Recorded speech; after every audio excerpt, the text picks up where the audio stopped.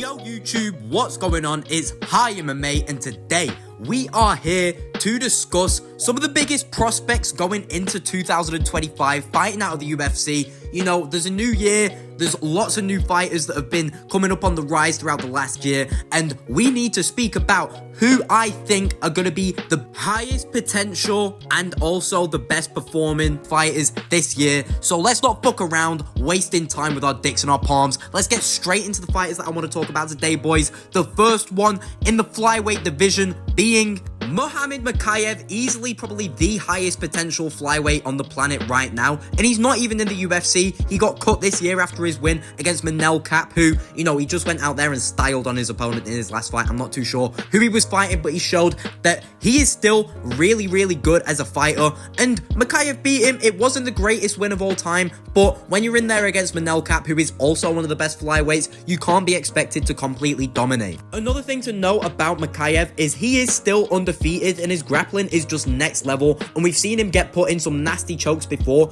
in which he's just managed to last out. He's got insane grit and heart, and since he's been cut out of the UFC, he recently got a win in Brave, so we see that, you know, he's still active, he's still fighting, and apparently the UFC have announced that they will re-sign him after a couple of fights in Brave, which I think sounds like a great idea, and I think upon Makav's return, he's going to get back right up there in the title picture where he was about to be. After that Nickal win, I saw a lot of people saying that he should be fighting Pantoja, but then he got cut. So if he returns to the UFC, will the next move be the immediate title shot, or should he build up and fight a couple of contenders like I think he should? I'm not sure, man, but you let me know in the comments down below. But let's not fuck around wasting time. Let's talk about the next fighter in flyweight that I think you should all be checking out going into 2025. It is Almabayev. He picked up 3 wins in the UFC last year. His grappling is just next level, and I've seen this guy throwing some insane kicks as well. He's really well rounded. He's training with the best. He's fighting out of Kazakhstan, and out of all of the flyweights that are actually in the rankings right now, I would say he's probably got the highest potential. He's got a record of 12-2, I think it is, and he's riding something like a 9+ fight win streak. It is insane, especially for a division like flyweight where we have seen prospects get fraud checks recently. Look at Joshua Van getting knocked out and then coming back and looking better, yeah, but he still got knocked out, so it still gives you that little bit of doubt that he might not do too good. You don't really have that with Almabayev because you don't see him losing. The last time he lost was in like 2017. It is completely irrelevant now, and as I said before, he's training with the best. He's training alongside Shavkat Rakhmonov. I'm pretty sure, you know, you see Kevin Lee there in that picture. Not that he's that relevant anymore, but it just shows that he's not training with absolute bums. He's training with people that are high up there in the rankings in the UFC. He has that champ mentality, and he's training alongside fighters that also have championship aspirations as well, which I think will do great things for his mentality going into his next couple of fights. I think he should fight like an Asakura or something like that next. I feel like Asakura, with his rising style, you know, there's a lot of flying knees and just crazy moves that don't really have that much thought for defense afterwards. You know, you see after his flying knees, he goes to push the opponent away. That would work in Rising. It's not going to work in the UFC, where a fighter like Almabayev can grab onto your ankle and pull you to the ground and take someone like Asakura into deep waters that he will not be used to, bro. So I think that would be a really great next fight. You know, he looked great out there against Nickal in his last fight.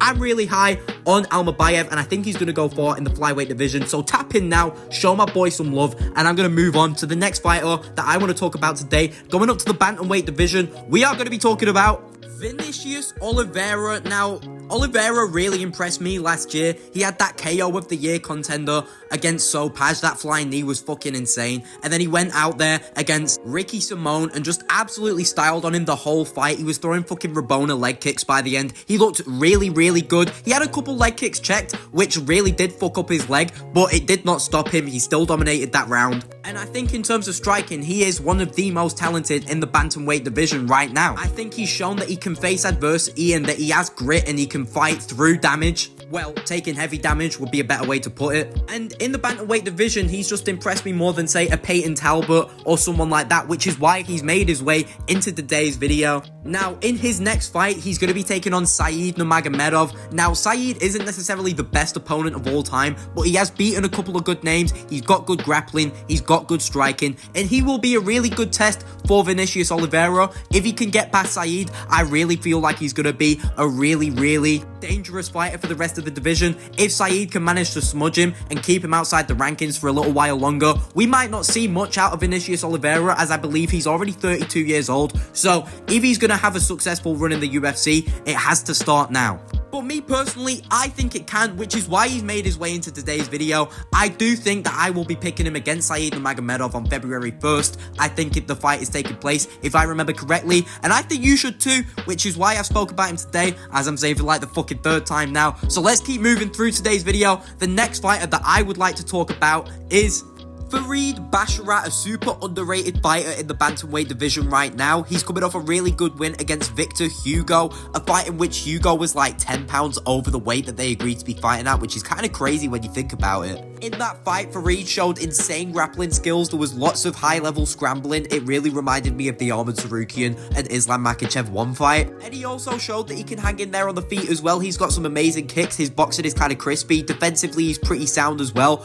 All good signs for great fighter in the makings. Feel like going forward in the bantamweight division, you need to be throwing Farid Basharat, maybe a Marcus McGee or a Kyler Phillips fight. I feel like these would kind of be an easy fight for him. I'm not going to lie. I feel like his striking is going to be that bit better with the threat of the grappling. And I feel like in the grappling, he also would have an advantage.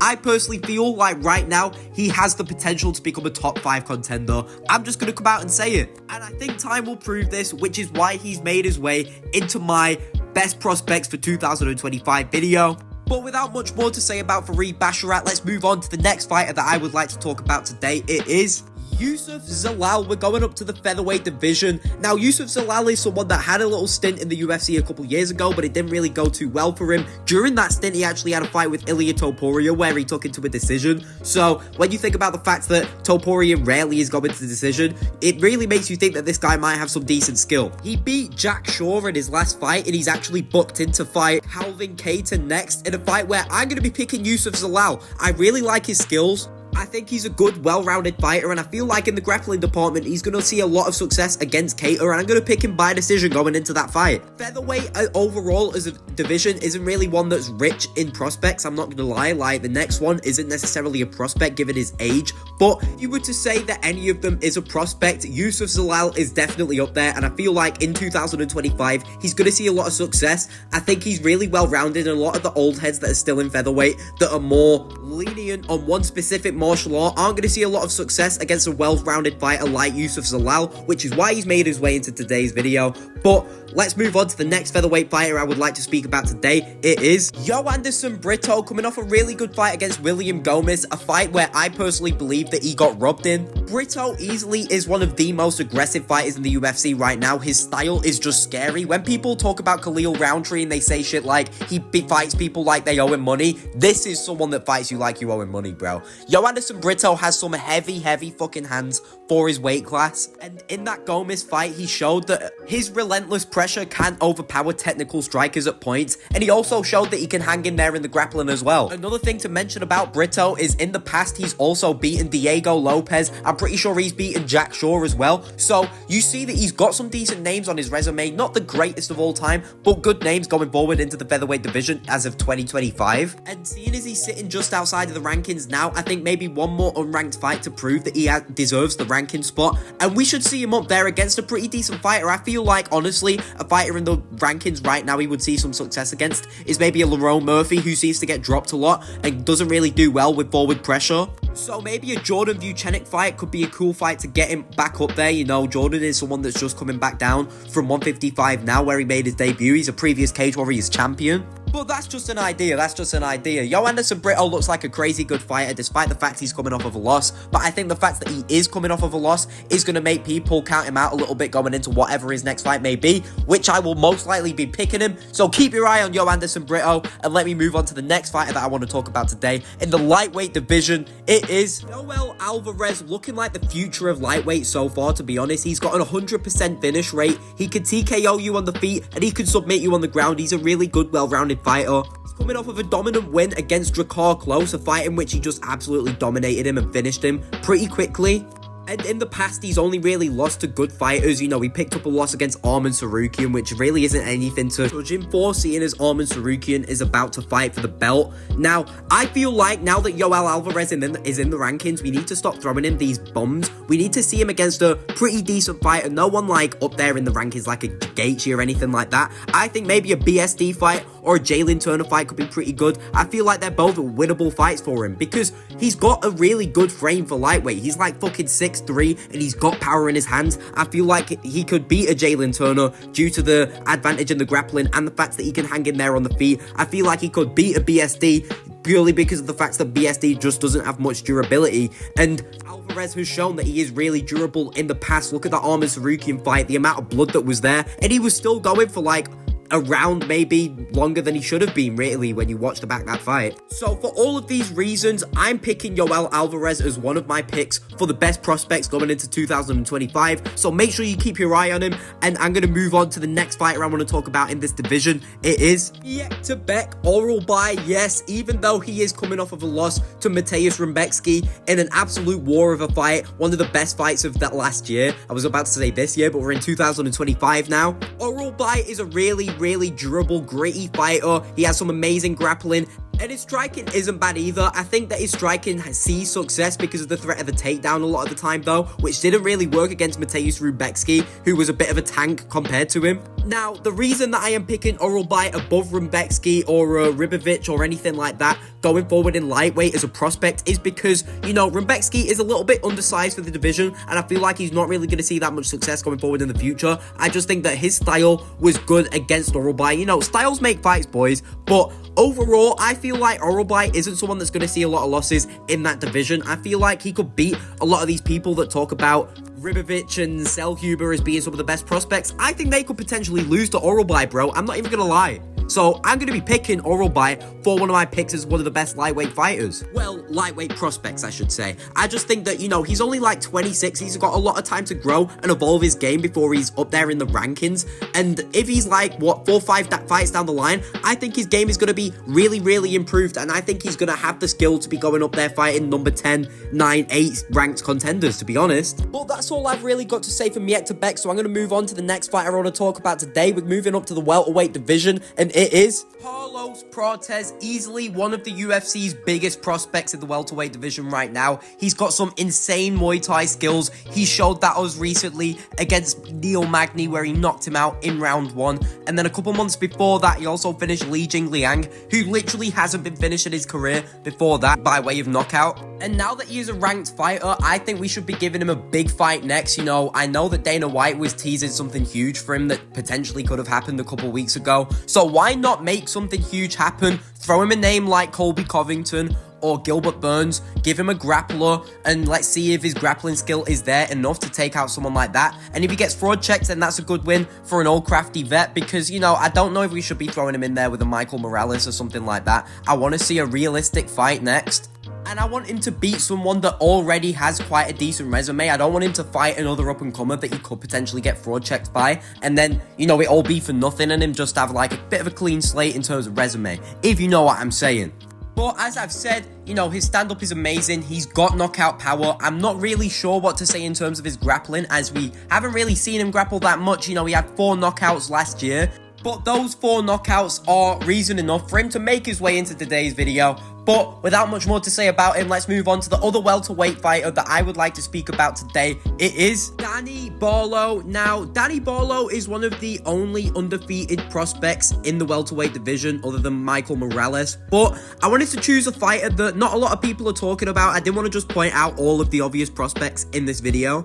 Now, Danny Ballo has some insane long-range striking. We saw that on display at UFC 298 when he took on Josh Quinlan. A really good fight in which he found the finish. You know, he struggled a little bit with the power of Quinlan, but, you know, Quinlan was on drugs not that long ago, so you can't really be that surprised. Now, I can't really see Ballo becoming a champion, but I could definitely see him reaching the top 15 with his skills, but I'm not really sure how his grappling is, and we've not really seen him tested against some really high-level competition. I know that he had a close fight towards the end of last year. I can't remember who it was against.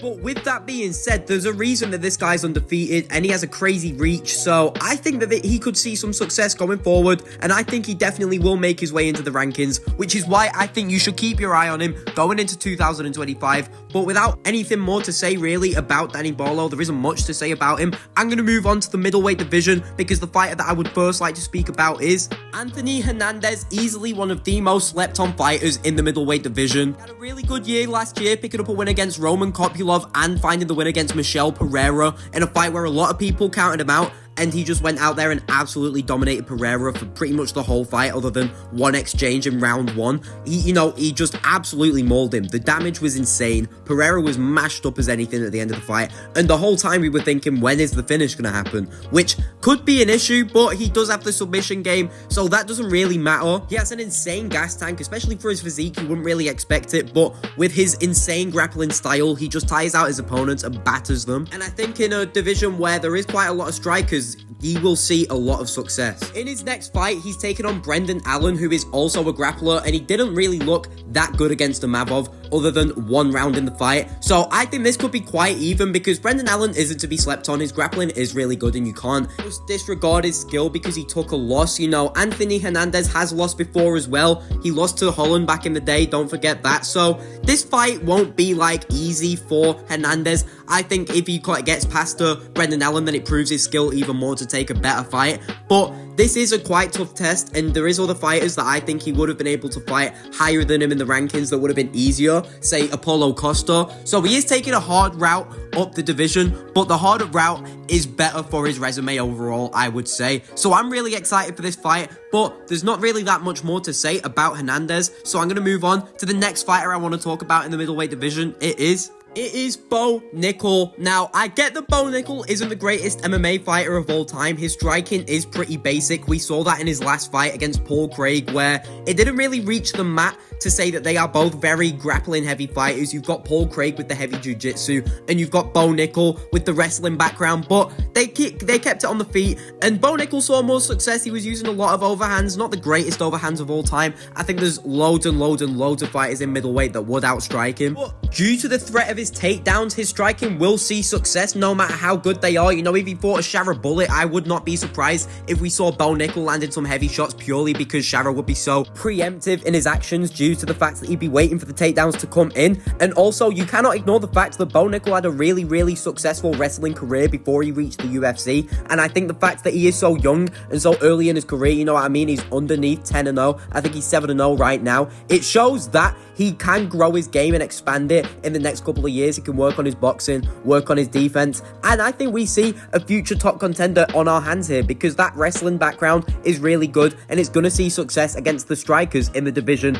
that he will undoubtedly have to take on in the future. After that Paul Craig fight, Bo Nickal is probably sitting just outside the rankings. So a fight I think he should be looking at next is probably a Michel Pereira, to see if he can take out someone with some good striking using his wrestling. We've already seen that Anthony Hernandez managed that. So this will be a tougher test for Bo Nickal than, say, a Paul Craig, because Paul Craig doesn't really have that striking, and that fight didn't reach the ground anyway. We can see how he does against a Michel Pereira that will have the ability to land good shots with his really unorthodox style. And if not Michel Pereira, maybe Sharon Magomedov after the MVP fight, or maybe even MVP himself if he stays at the 185. There's even Paulo Costa a little bit higher in the rankings, maybe, that he could take on after a couple of fights, or a Jack Hermansson. I think Jack Hermansson could possibly do really good against Bo Nickal. We'll have to wait and see, because we know that Jack Hermansson has the ability to front check these guys. Look at what he did to Joe Pyfer. Even there, Joe Pyfer could be a good name for Bo Nickal to take on. There's so many options for this guy.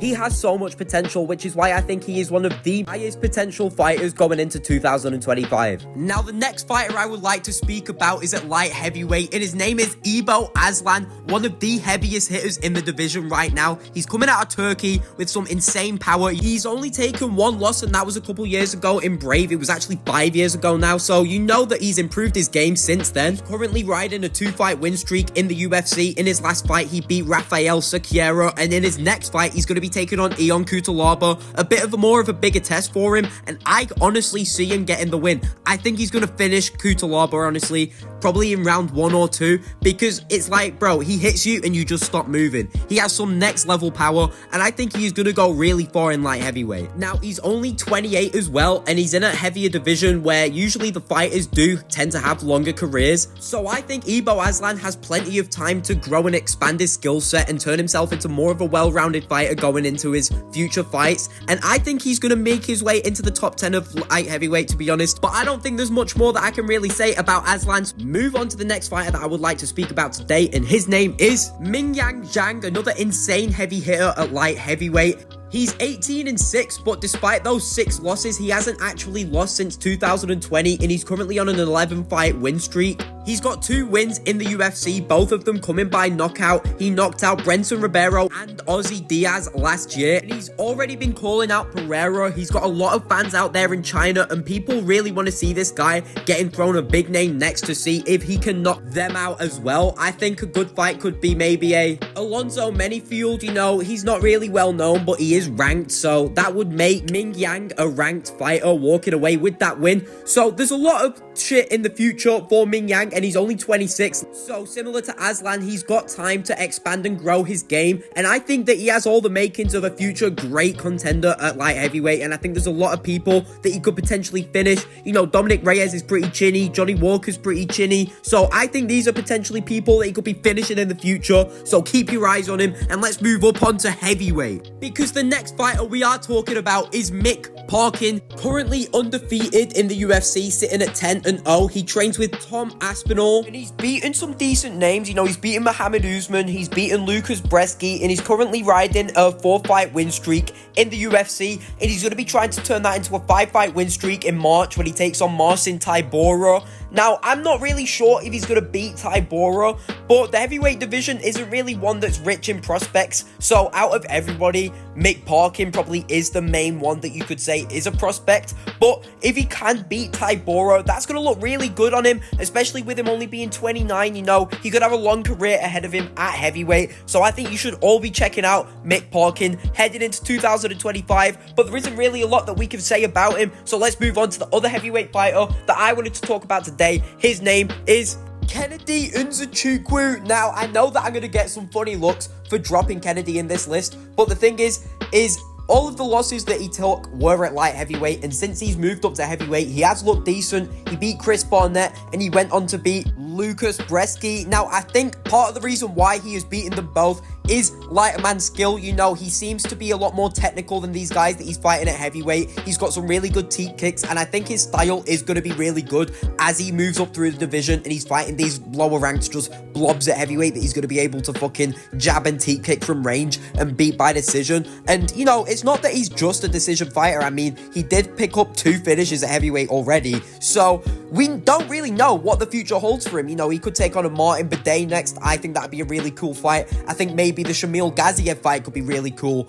I think that's what we should be moving Kennedy Nzechukwu onto, but there isn't really too much to say about him. I mean, you know, he lost to OSP and Jacoby at light heavyweight. Doesn't really look good on his record. He got choked out by Paul Craig back in the day, but these days he's picking up finish wins at heavyweight, so don't count him out. Keep your eye on him going into 2025, because I do think he's going to go pretty far. But with nothing much more to say about any of these prospects, I want to thank you all for watching today's video. You know what I'm going to say. You don't have to like. You don't have to subscribe. Do what the fuck you want, man. I'll catch you in the next episode, and I'll see you all later. Peace.